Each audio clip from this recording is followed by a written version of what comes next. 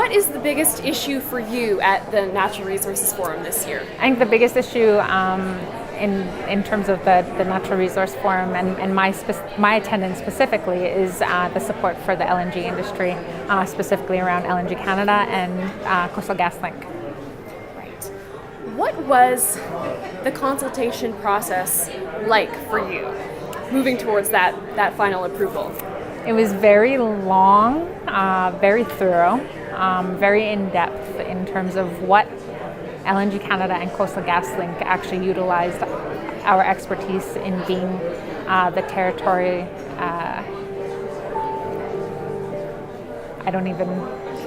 Are you able to edit this? We can absolutely edit, for sure. My CEO totally threw me off coming to stand there. So okay, so I'll ask again.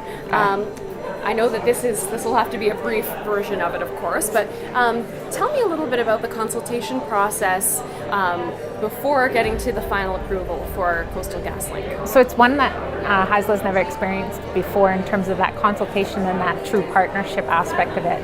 We actually developed a process with LNG Canada and CGL where there was thorough consultation, thorough discussions, numerous amount of meetings and time and effort that went in. No application was put before any regulatory body that didn't have our approval of signature before going through that process. So it was very in-depth. It was very, they absolutely respected the fact that we've been there for thousands of years, and the knowledge that we held as the traditional holders of that land. It's definitely a process that has set the bar high in terms of that industry and First Nations relationship. Nice. So what, and I know we've already talked about this before, but what does this LNG project mean for your community? It means a completely different life. It means a different standard of living. There are statistics out there that show and prove exactly what we mean by managing poverty within First Nations communities. So that the standard of living, I believe, is ranked like 6th or 9th in Canada for regular Canadians. But when you bring that context to a First Nations community, that dramatically reduces to 63.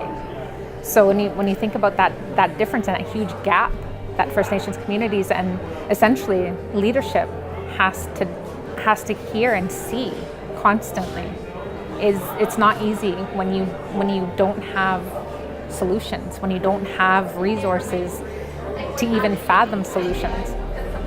So what this project, LNG Canada and CGL, provide for 25 First Nations communities of elected leadership that have signed and approved this, it means that opportunity to close that gap within our communities, and that is essentially generational changes, generate positive generational changes that, you know, it's inspiring. It's emotional for me to think of what the possibilities are with this project. And certainly recently there has been some bad press on LNG. What would be your message to, I guess, the naysayers out there? And the focus in a lot of the discussions right now are very focused on one topic.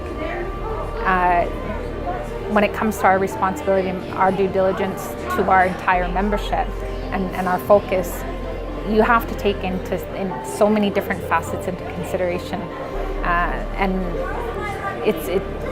we do this in support of our people. That doesn't say that we've totally neglected the environment or the impacts. Those are just as important.